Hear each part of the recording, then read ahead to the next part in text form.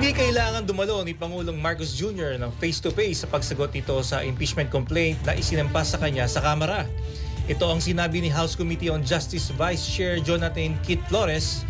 Kahit sa pamamagitan ng aniya ng papel ay pwedeng sagutin ng Pangulo ang mga inireklamo sa kanya sa impeachment complaint. Sa ngayon ay wala pang kopya ang reklamo ang Committee on Justice.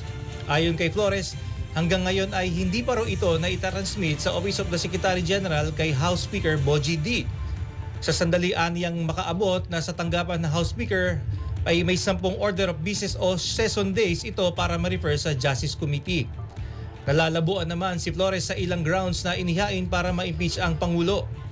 Ipinaliwanag ni Flores na nakasaad sa batas na maaaring ma-impeach ang Pangulo kung isang maling aktibidad ay nangyari habang nasa posisyon. Hindi rin mabigat na dahilan para ma-impeach ang Pangulo sa isyu ng hindi pagvito sa unprogrammed appropriations dahil diskresyon ng Pangulo na magdesisyon kung alin ang ibibeto o hindi.